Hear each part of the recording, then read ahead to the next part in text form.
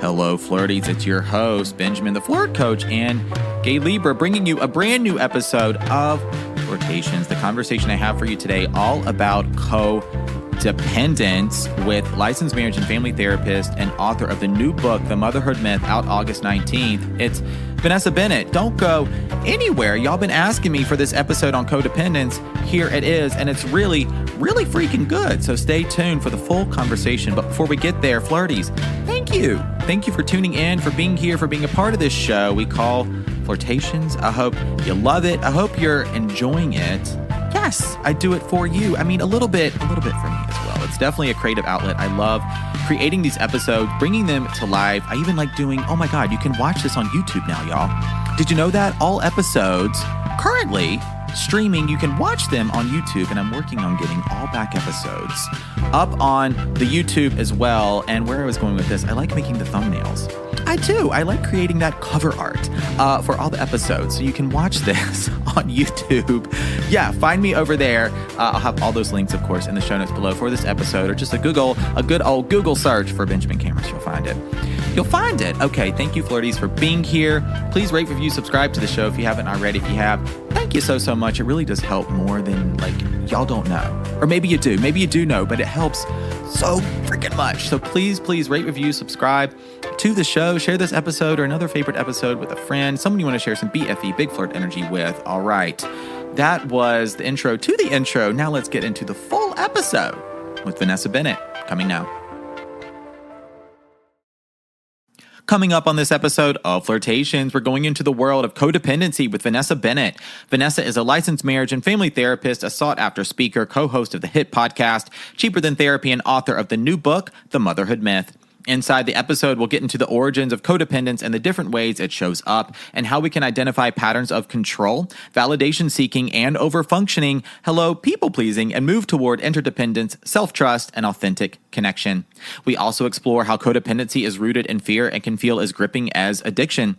You'll hear about the link between attachment styles and codependent behaviors as we break down the difference between healthy attachment versus emotional dependence, sharing tools you can use to build relationships that feel supportive without losing yourself. So, whether you've dated from this place of feeling responsible for everyone's emotions or found it hard to let go of someone even though you knew they weren't good for you, this episode offers both clarity and a path toward healing. Let's get into it, Flirties, and meet Vanessa.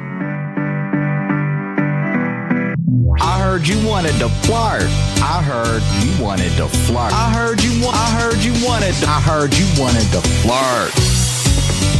Hello, my name is Benjamin. I'm the Flirt Coach and a gay Libra. Everyone has an inner flirt. Hey, Flirty. Live, laugh, flirt.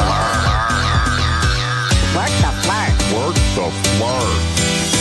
Delulu is the Salulu. Expert on the flirt. Hey, Flirty. There's always another flirt. Everyone has an inner flirt. Get out of your head and into the flirt. Flirties, up for discussion today is codependency with our guest, Vanessa Bennett, a licensed marriage and family therapist and co-host of the podcast Cheaper Than Therapy. Vanessa is also a speaker and author of the new book, The Motherhood Myth. Vanessa's work delves into the roots of codependency, exploring how generational trauma, societal norms, and personal experiences shape our relational patterns while empowering individuals to recognize and transform these patterns, guiding them toward interdependence and authentic connections. Vanessa, hello and welcome. Thank you, Benjamin. It's always so weird when somebody reads about you and you're like, do I do that? Is that me? Oh, I had to even take out some things. You do even more. Yeah, I'm a juggler. Oh, I love it. I feel like we got to be when we're entrepreneurs, when we're business owners, parents, not me, but you. All the things, all the hats. All the things. Well, thank you for making the time to be on Flirtations and record this episode all about codependency, a topic I have not explored on the show. Very excited to get into it today. Some great questions came through from the Flirties. They always come through. I was like, I know you're going to have some good ones.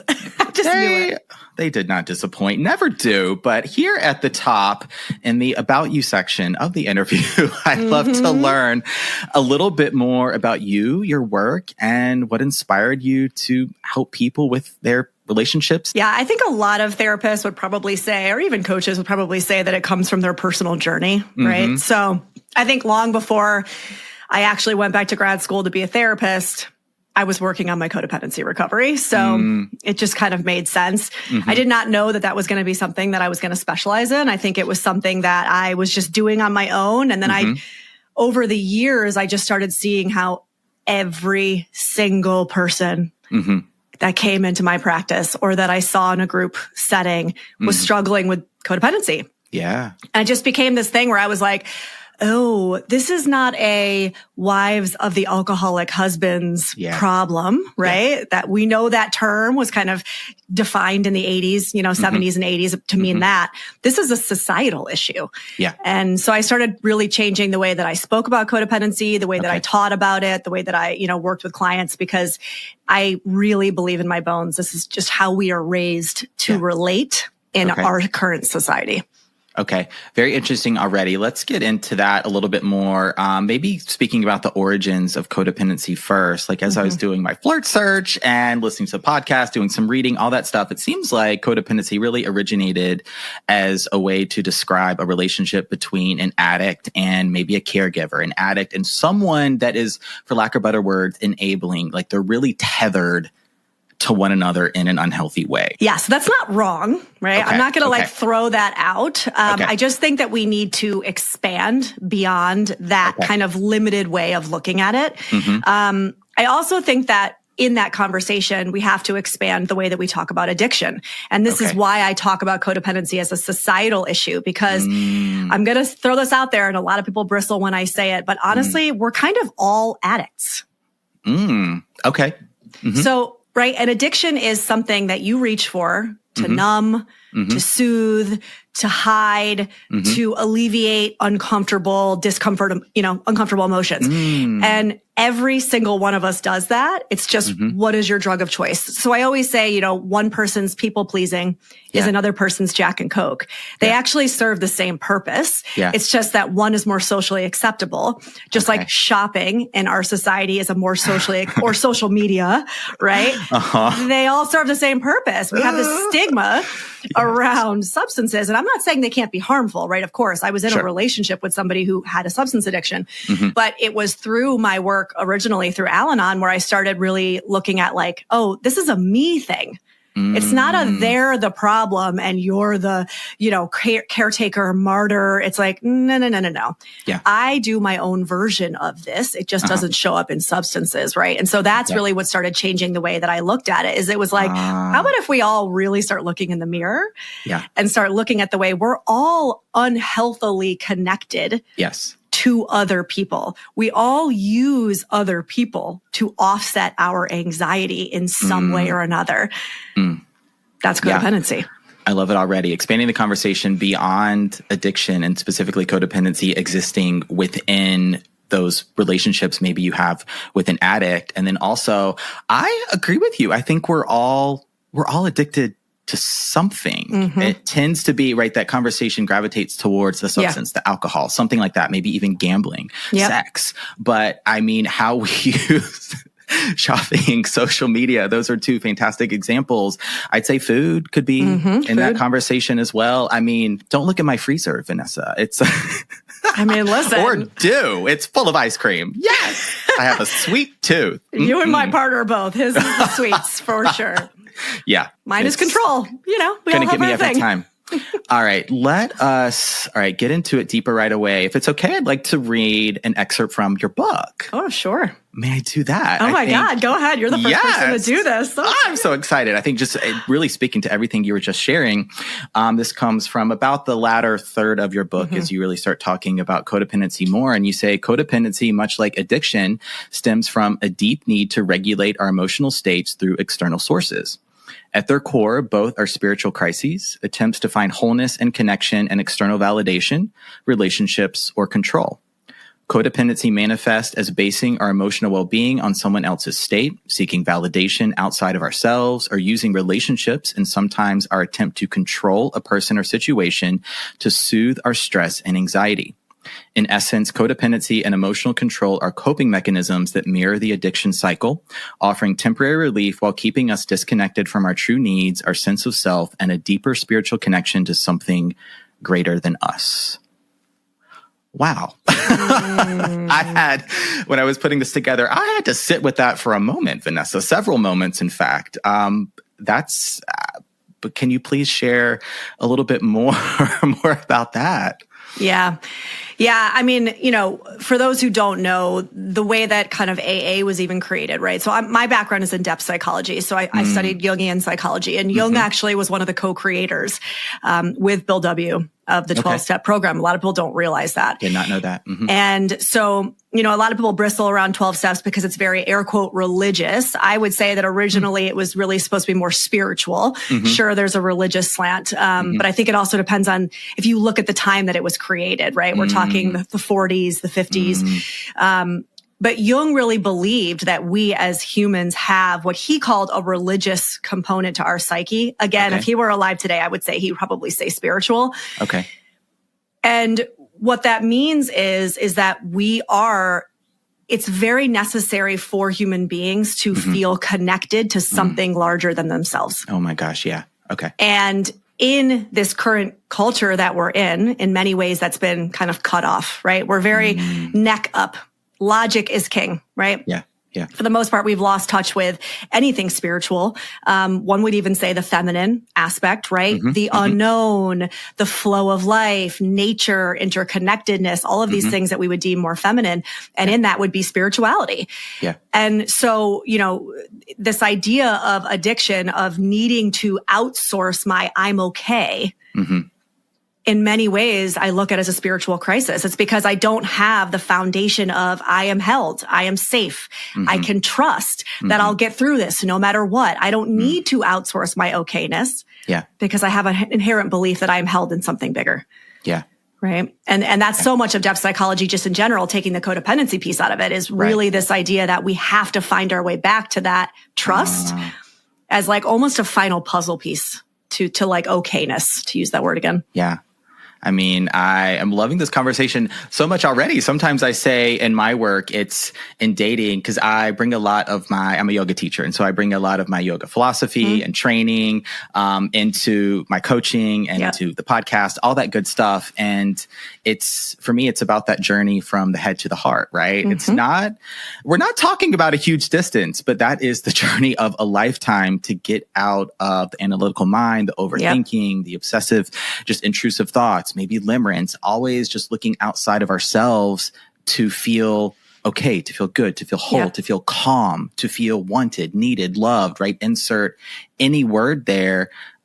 So how could we start to, let's ask this question, build more of that trust within ourselves? How could we maybe start to feel more whole within ourselves so we don't outsource validation all the time to others?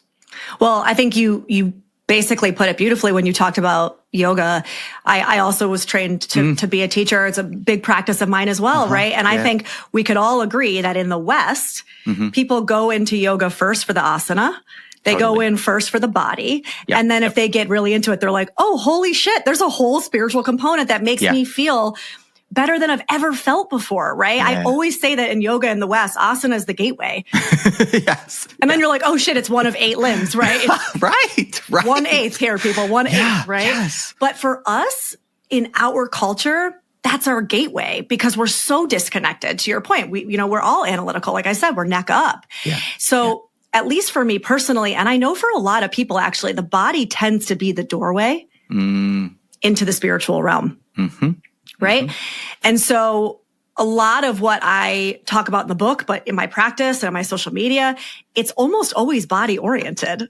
Right. It's going to be the practice of coming home to yourself in your body, paying attention, mindfulness techniques, what's going on, questioning it like, oh, I feel tightness in my stomach when this person does this. Let's sit with that. I feel heat in my face when this person doesn't say what I want them to say. Let's sit with that, right? And so for me, when I work with people, it's always going to be the connection with what is happening in the body because that is where intuition lives. Yes. Right? And we need to be in our body. We need to be embodied in order to actually connect to spirit as well, because spirit, source, God, whatever you want to say, is not actually out there. Like we've been led to believe. Yeah. Right? again, in our Western culture, it's something, someone, some being outside of self that is looking at you and saying, you need to do X, Y, and Z. It's like, no, it's in here, but we're disconnected from in here. And so we have to start there. Yeah, I just taught yoga before coming to the virtual Flirt Coach studios to record this episode. And I tend to conclude all of my classes, right? Coming into Sukhasana, easy pose, inhale, palms up, exhale, hands down through heart center, chin to chest, blink the eyes closed. Thank yourself for showing up for your practice today, honoring the light and teacher within you, knowing that you are your own best guide. You know yourself better than anybody. You know what you want and need. You know what you desire. You know how you love and want to connect. But when we're disconnected from ourselves, then all of a sudden that's where we get into unhealthy attachments, when we chase, when we're going for those relationships that take more than they'll ever give back to us. It's looking outside of myself was such a huge revelation and a huge part of my own healing when I realized I don't have to do all of this alone. And in fact, I can't. There has to be something bigger than me. Yes. And it doesn't have to have this religious connotation where I feel like a lot of our minds go, where we hear, oh, we're talking about God. Not necessarily. Could be. But yeah. I mean, I could be sitting outside, and when I smell the jasmine, when the jasmine's in full bloom, it really is a spiritual experience. And I'm not saying that flippantly. Like, I mean that, right? I have trained myself over years of doing this work to not miss that. I notice it every time. Wow. Right? I mean, it's nature. It doesn't have to be, to your point, like capital God, right? I mean, you know, before we started recording, I said that I lost my house in the fires here in California. And where we were in Altadena, we were up in the hills. And so we have these bright green parrots that are native to very specific little area in Southern California, this eastern part of Southern California, of LA. And when we moved just 10 minutes down the hill, I haven't seen the parrots a lot since the fires. I think a lot of them obviously kind of got out, but where we are just 10 minutes down, they don't really live here. And I will tell you what, when I hear them, every once in a while, I'll hear a couple of them flying over. Wow. I stop every time.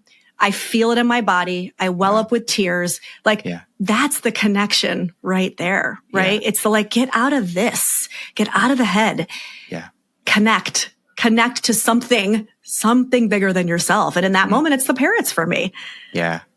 I want to ask you a little bit about that journey from the head to the heart, about just being able to be with those really connected, expansive experiences. Cause I feel like I hear this all the time. And this was my experience for forever, was I was missing life, right? Yes. Ooh. I wasn't able to see the parrots. I wasn't able to even embody those experiences because I was so focused on do, go, produce, earn, work, be busy, full calendar, just keep myself distracted. So I ultimately didn't have to even be with myself. And that's all on purpose.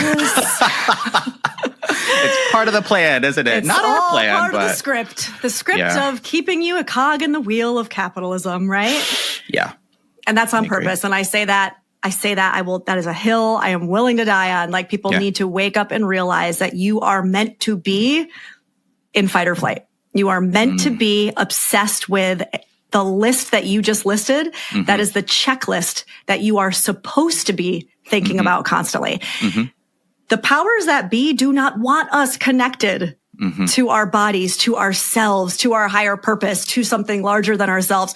We are a lot harder to control and manipulate when we're actually connected to ourselves and we're going, what do I want? What do I need? What does make me happy, right? Do I actually want this thing, or am I buying this thing because I've been made to believe it'll make me happy, right? But I know deep down it doesn't, but I don't have that connection to actually question, right? And so a lot of this work, you know, and I'll give this credit to Jung, a lot of people don't realize that depth psychology, the collective and the individual cannot be separated. Depth psychology really focuses on the collective. And through the individual liberation, you inherently lead to collective liberation. In doing this work, in waking up, we start to take power back. We start to shift paradigms, not just in family structures, but in society, right? And again, powers that be, they don't want that. So there is inherently like a bit of kind of social justice arm, if you will, in doing this kind of work. Definitely. Right? Yeah. Yeah. I've had that experience too. I mean, we hear about waking up, and for me, what that was like, part of what that was like, because I had a whole 9 to 5 before this. I was a city planner, loved the work, geography, planning cities, land use, transportation. I grew up playing Sim City. So it's always an interest, has always been an interest, will always be an interest. But how, like, there's no such thing as a real 9 to 5. It's maybe an 8 to 6 with your commute, and then you're living your life on these fringes. When are you going to cook dinner? When are you going to hang out with friends? Do you have a family? When are you going to take care of your kids? When are you going to run errands? How are you going to take care of your house? Like, you're all of a sudden, the days, the weeks, the months, the years pass by, and what have we become perhaps more disconnected from our true selves. Yeah. And what that looked like for me, the process of awakening to my true self, was just realizing that I actually don't need a lot. That's right. I feel like I have less than I've ever had in my life, and somehow I feel more free than I ever have. Yes. I don't have a traditional structure. I still very much, I got to work a lot. You know, living is expensive, and I'm a single person. So I we got to do what we got to do. But in exploring what it means to be me, let's talk about flirting. Let's talk about dating. Let's talk about relationships and connection. Let's start a podcast. Let's make videos. Yes, let's get on social media. Let's do all of that. And creative outlet.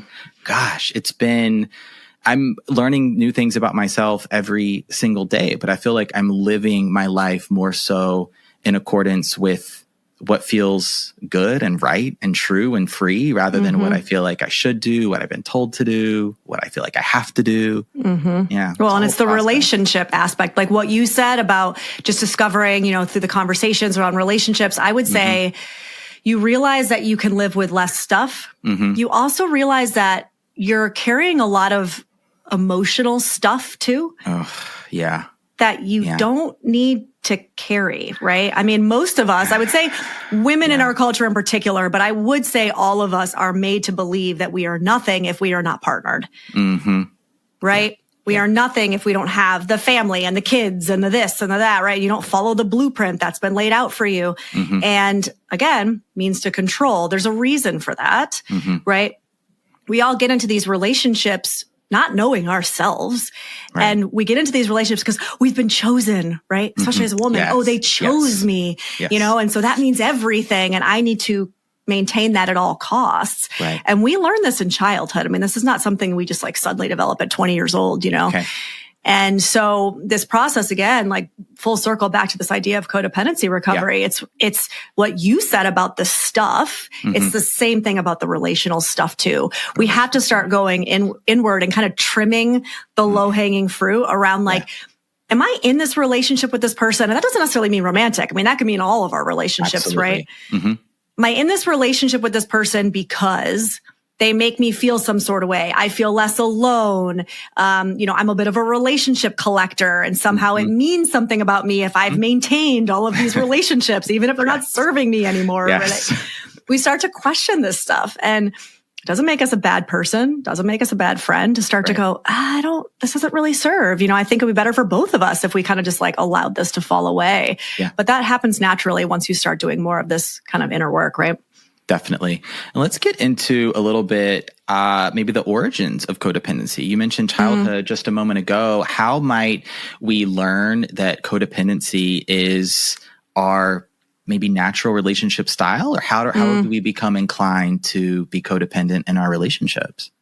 Yeah. I mean, I think that's like we ask fish if they're swimming in water, right? I look at that like codependency is the air we breathe. Okay. It's all of our media. It's all of the relationships we see. It's in our familial dynamics. It's in our societal dynamics. I mean, it is so interwoven that you are looked at as crazy when you start to actually break these patterns. You're looked at as selfish. Yeah. You're looked at I get all the time like that I'm pushing hyper individualism. And I would say, well, actually, I think it's the opposite. What I'm doing is I'm pushing against group think. I'm pushing against, I need to be in relationship with as many people as possible to feel okay. And what I'm saying is interdependence is more, I'm a sovereign self, you're a sovereign self. We come together in right relationship, but I don't need you to be anything other than who you are. Right. And you don't need me to be anything other than who I am. Right. And that's how we relate to one another from a healthy sense of self. So we do need people. We're collective beings. I mean, we know this. We're social creatures. Yes. But we've gotten ourselves into a situation where we are relating out of fear. Yeah. Right? And not enoughness. Okay. Versus relating from a solid sense of self. Like you actually add to my life. Like I always say, it's like, especially in dating, I'll tell people they should be the cherry on the sundae. Yes. They should not be the sundae. You are the sundae. And sundaes are fucking delicious without a cherry. Right? Yes. We are finding all the ways to talk about ice cream today, aren't we, Vanessa? I brought it all back for you, Benjamin. Just for you. Full circle. God, I know what I'm doing after this. Having some ice cream. I got cookie dough in the freezer right now. Some whipped cream on top. Do you have a cherry? You know what? I got some strawberries. Okay, that'll do. I'll do a strawberry on top for this one.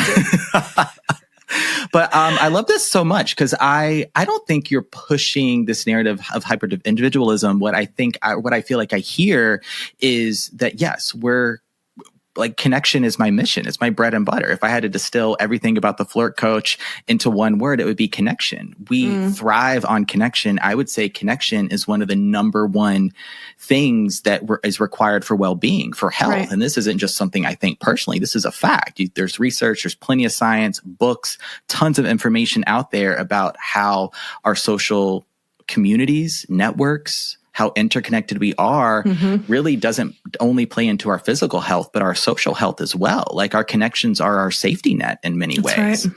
Where we can go to for help when we have a question, when we need just to have a conversation with someone. And I think we've seen across the board, across the world, our social connections and our communities break down. And so when the slightest thing happens, maybe you have a flat tire or something, what do you do? Do you have anyone you can call? Do you feel like you even could? Would you be okay asking for help? Or do you just like, I guess I got to figure it out? Right. Yeah. And yet that's the person that probably has 30 people that they text on the regular, but are they somebody exactly that you can call on, right? When something happens. Yeah. Yeah. I want to read one more excerpt from your book here. I think really ties into this part of the conversation. You say codependency rooted in the fear of discomfort shapes how we form attachments, express our needs, and navigate conflict. It creates a dynamic where we seek to control others rather than embrace the natural ebb and flow of relationships. That's right. That's right. Yeah. And, I think, again, going back to this idea of it, being rooted in the society, but also our family, right? This is how we were raised. It's how our parents were raised. Again, we're not shaming or blaming our parents for being who they are. They're swimming in the same soup we are. Yes. But most of us learned that we would be loved or lovable when we were acting a certain way, when we were performing, when we were being good, when we were doing what we were told, right? And so we learn really early on how to conform and fit ourselves into certain boxes in order to be loved, to be lovable. And that stays with us, right? Because what do we learn then as children? That me being my biggest self, my expansive self, my silly self, my creative self, whatever those things are that you had to put into the shadow when you were young, I can't be those things and still be loved. Right. And so it's not intentional necessarily, but even our parents, and I'm so hyper aware of this with my kid. And look, I do it sometimes too, right? We tell them, I love you if you're like this, but I don't love you if you're like this. And again, it's not intentional, right? But I mean, whether it's cold shouldering, whether it's through shaming, whether it's through, right? It's like we take our love away if you're not behaving a cerwant way. And that is a really early kind of jump off point for a lot of these codependent tendencies later in life. Yeah. I want to get your perspective now on how we are maybe socialized as kids. I think there's, to speak in binaries here, to be a good girl versus a good boy, very different. Yes. And so maybe how we're socialized as kids, how we're raised how does that tie into how we maybe date as an adult? It's a big conversation. Yeah, I know. I'm like, can I answer that in one sentence? Yes. I mean, look, again, we're talking binaries here, and I would say even to like heteronormatively speaking, right? You've got women who've got this kind of good girl narrative, and then and what it looks like to be loved as a woman, right? And that follows us into adulthood. And actually, this isn't even heteronormatively because men have the same, and that follows them into their relationships regardless of what kind of relationship we're talking about. Yeah. But what I see, especially at least in my heterosexual couples, is that you've got this like overt control and covert control. Okay. So in some way or another, and again, this is a lot of this is unconscious. A lot of this is unspoken. But men are almost coached in our society it's okay for them to have more overt control, right? It's their role. They are kind of coached into dominance. They're coached into, be the loudest one in the room, be the best negotiator, all these kind of, this idea of what a man looks like, right? Yeah. Yeah. Brave and stoic and, confident and all these things. Yeah. And then women are the opposite. We're not coached into having overt control. And so in order to have any semblance of control, we learn covert control. Okay. And it's wild how often I see this dynamic play out in relationships, right? Yeah. And it's the idea of control, period. I don't actually even care if we're talking overt or covert. The fact is that we are taught that relationships to kind of relate, there has to be some semblance of control, period. Yeah. Right. And I would say that, I mean, look, that's kind of, we live in a supremacist kind of culture, right? A culture of domination. And so of course, control is going to be the through line. And I think a lot of our work around codependency recovery, regardless of gender, regardless of what we're talking about, is looking at and understanding the way we use control. Wow. In order to relate, in order to feel good. Right. And starting to kind of untangle that. And it's hard. It doesn't, again, I don't care who you are. It's hard work. Yeah. Yeah. It's difficult. I mean, flirt coach Gay Libra here, right? I've been socialized in many ways too, where like, I feel like I hear this from a lot of queer people is we become, oh my gosh, overachievers, people pleasers to the max, because if I get the good grades, if I'm good at a sport or a creative hobby or something, if I have a special talent, a skill, like we tend to just take everything on, not only so we can feel better about ourselves, so we can seek love and approval externally outside of ourselves, because that's how we're really deriving our sense of worth. That's growing up. A lot of it's subconscious. But we can also distract from maybe our queerness or our gayness or the fact that we're different, quote unquote, different in some way. So I'm always fascinated by how it's not just the relationships we have with our caregivers, maybe our parents, but also how we're socialized in our familial units, but also in society, in our schools, and our teachers, our coaches, everything. Yep. All of it. Yeah. I knew I felt a Libra connection, by the way. My Libra moon. I feel like those of us with those Libra energies, and we can pontificate and like, but what about this? And what about that? Have you thought about this angle? And what about that angle?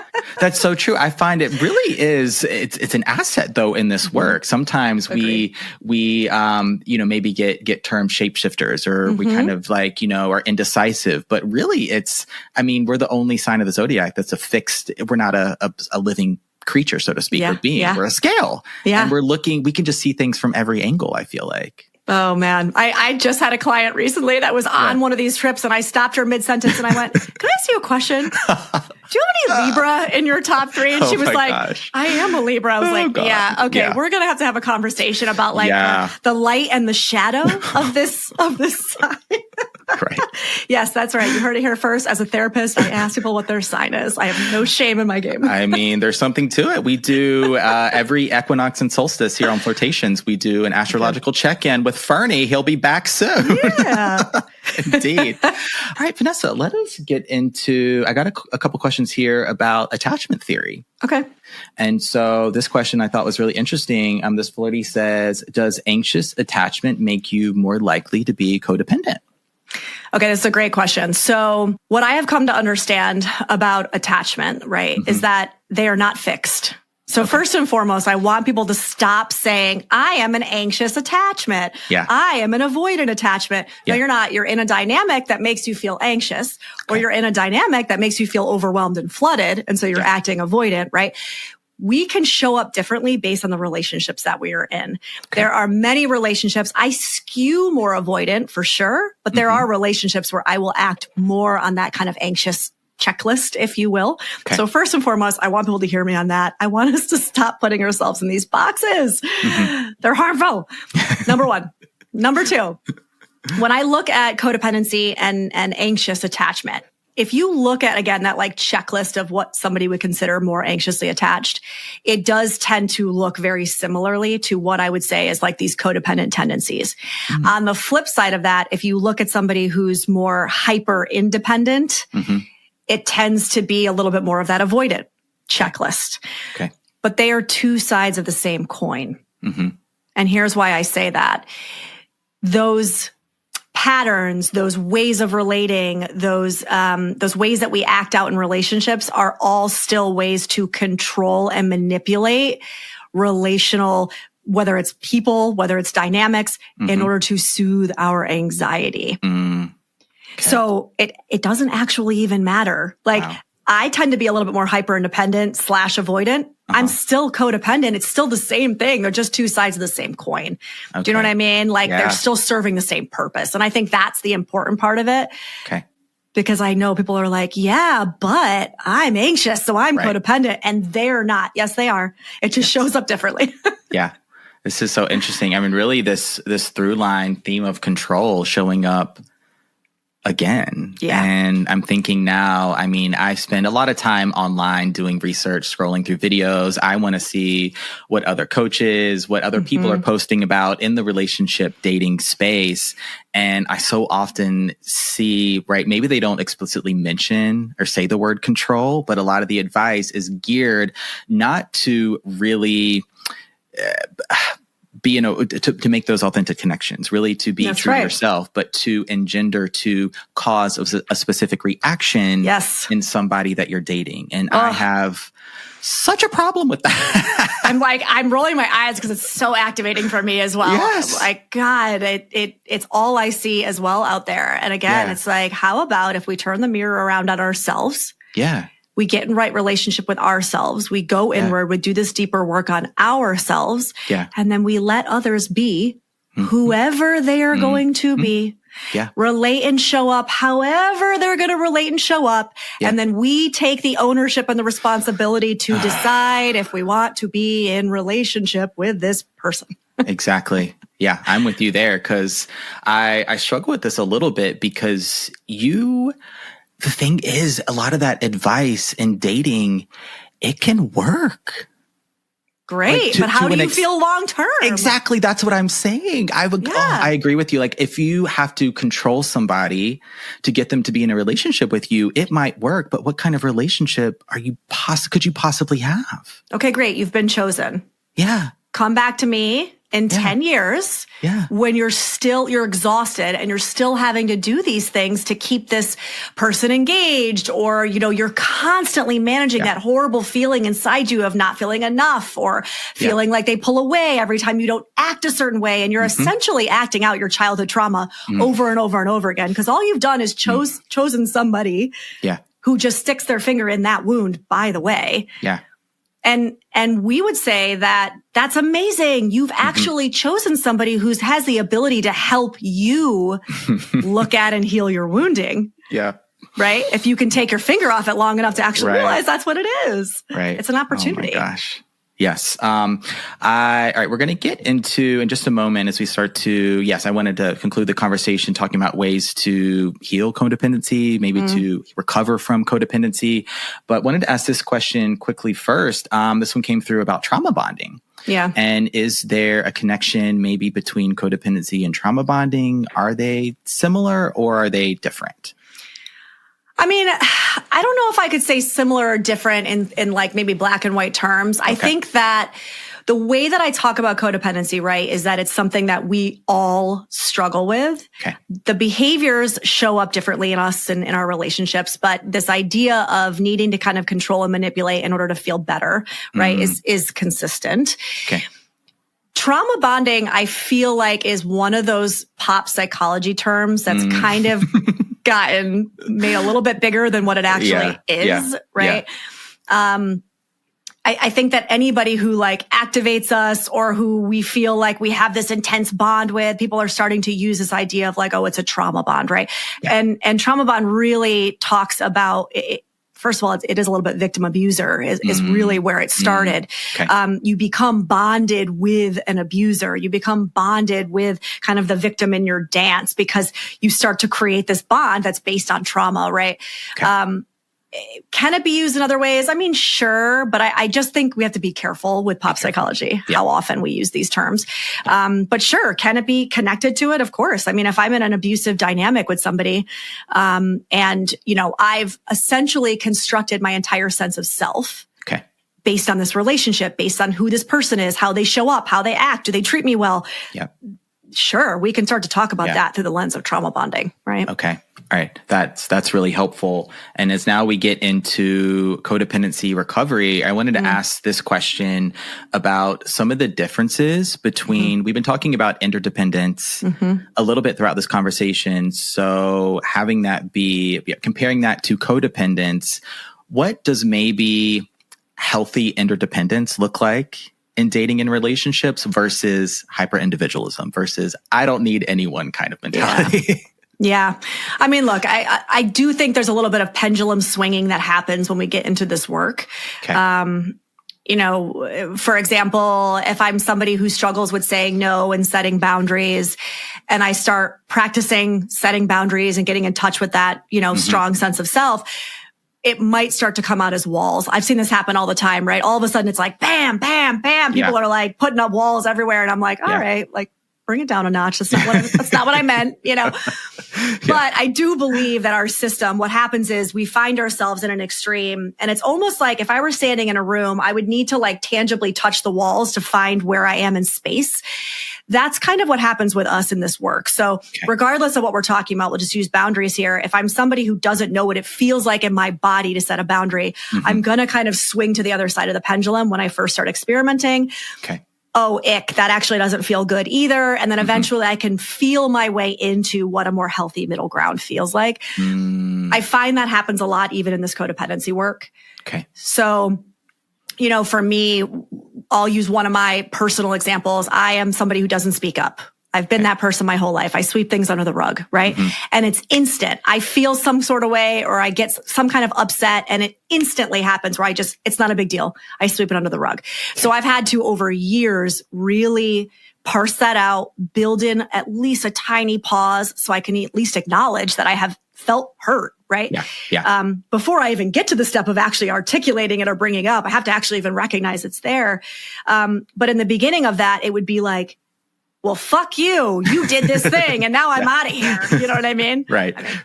Not to mention I'm a Taurus, so there's that too. But immediate fuck off, right? We're done. But again, that's that pendulum swing. So I had to start to back it up and say, no, I can sit in conflict with somebody and it doesn't mean that the relationship's going to end, because that's what it meant for me.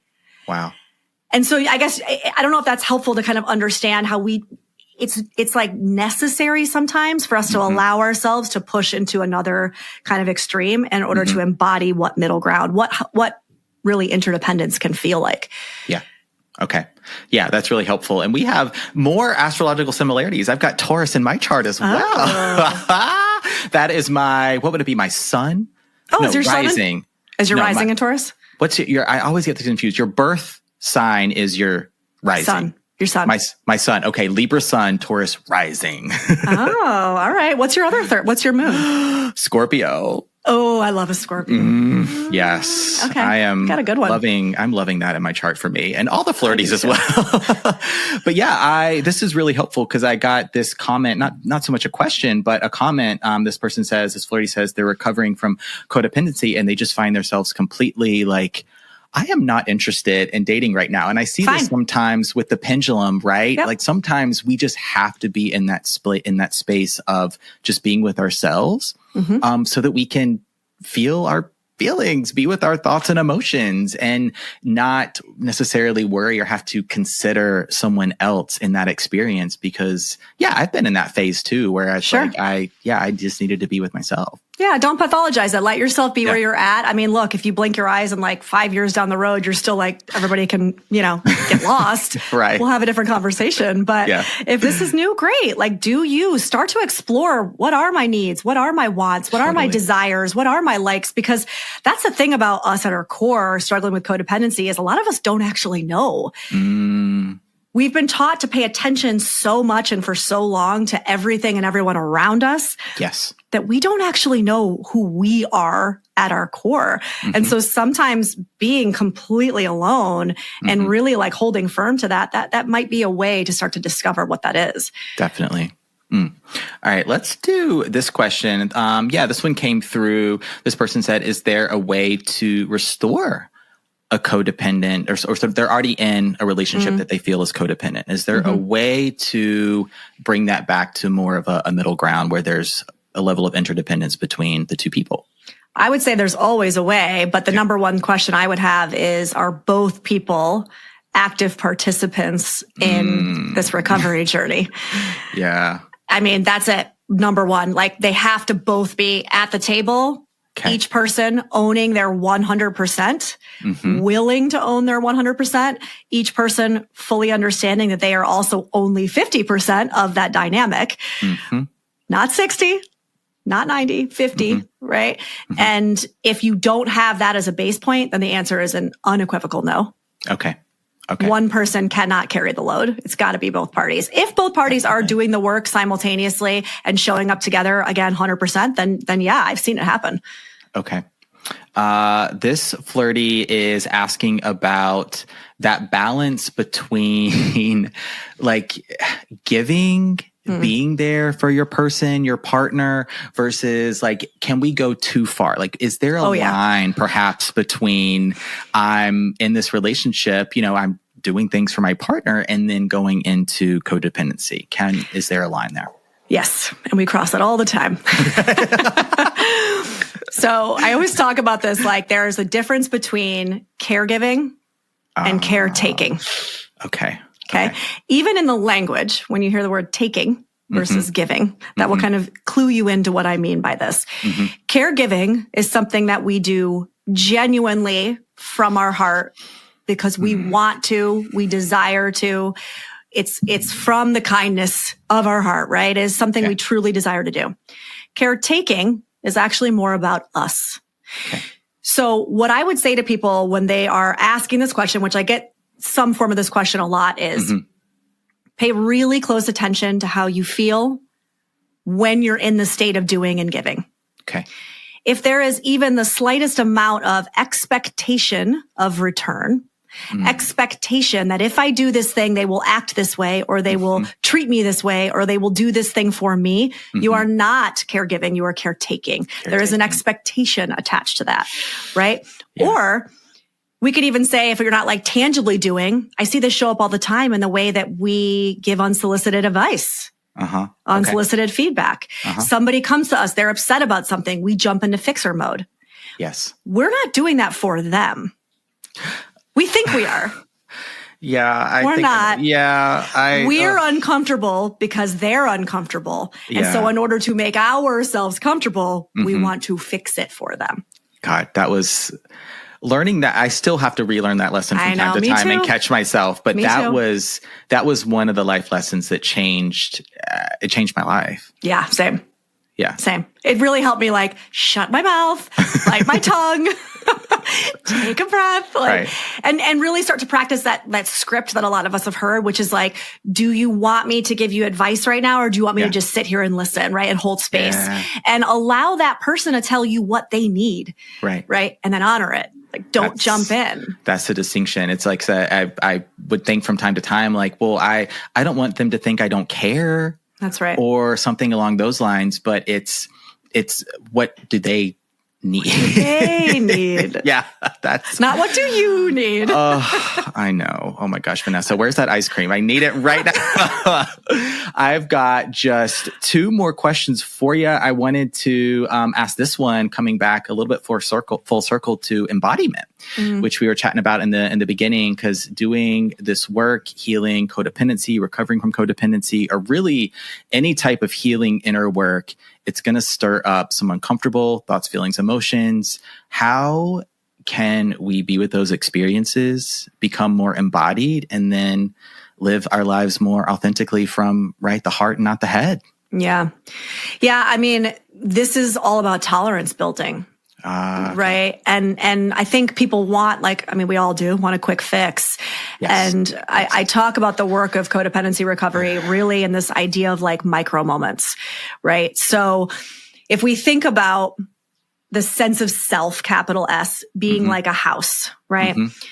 You've got to lay the foundation brick by brick. It doesn't just come together all together, right? It's got to go brick by brick. And so every time I say no, when everything in my body is saying, just say yes, because what if they're disappointed in me? What if they stop being friends with me? What if they pull their love away from me? And I say no anyway, because that's my truth. In the moment, that doesn't feel like a micro moment. You might feel like you're going to die, actually. Yeah. And that's not even really an exaggeration, because our body really is programmed to be like, oh my God, they're going to leave me.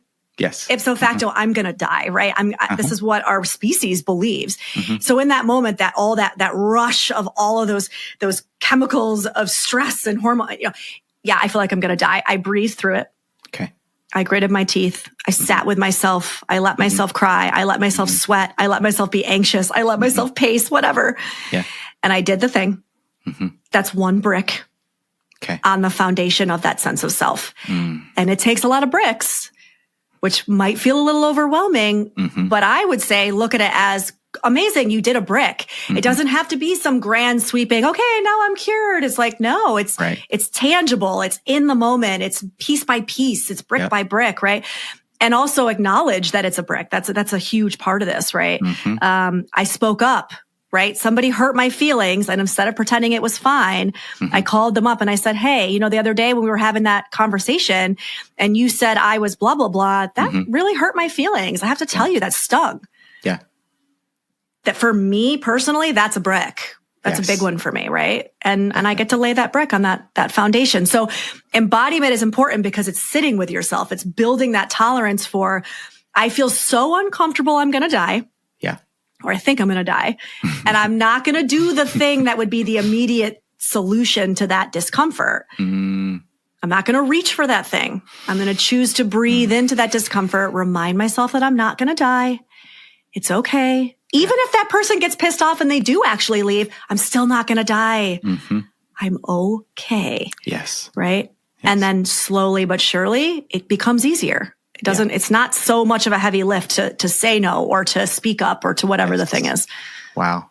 That's amazing. Brick by brick, building your levels of tolerance to handle those difficult moments with all of your relationships, not just in dating, romantic relationships, but relationships of all kinds. And then come to a yoga class. That's right. Yeah. Continue the embodiment journey. Asana's where it's at. Yes, we'll breathe. We'll sweat it out. We'll get some movement in.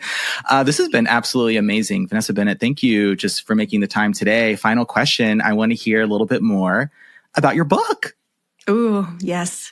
So the book is called The Motherhood Myth. It is kind of geared towards motherhood and parenthood, and especially that early kind of ego explosion, if you will, that happens when you cross that threshold into parenthood. But it would be not complete. It would be incomplete if I did not connect it back to all of our codependency work and our codependency journey. So even though it's written through the eyes of kind of that motherhood journey, I would say anybody who has a mother or is in relationship to a mother would benefit from reading the book. So I know moms will be the one to pick it up mostly, but I hope other people who support mothers, but also the expansion of us as a species and how we got here and how we start to heal some of these really unhealthy relational dynamics. Yes. We'll pick it up when it comes out.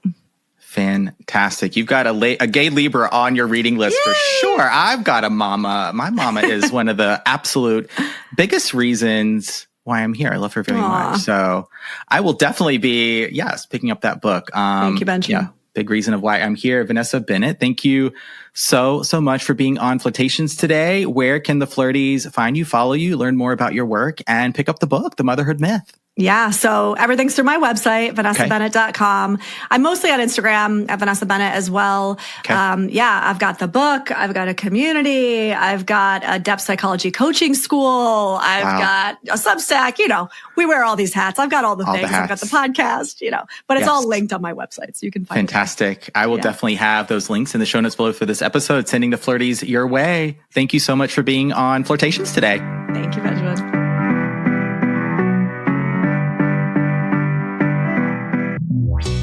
All right, Flirties, that's a wrap on the Codependence episode of the program with Vanessa Bennett. Thank you so much, Vanessa, for coming on the show today and sharing so much with me and with the Flirties. Her new book, The Motherhood Myth, out August 19th. Links below in the show notes for this episode to grab your copy, to follow Vanessa, find out more about her, work with her, check out her podcast. Lots of amazing resources there for you, and I hope you enjoy them just as I hope you enjoyed this episode. Thank you, Vanessa, for being here. And thank you to the Flirties for listening, for tuning in, for streaming, or heck, for watching.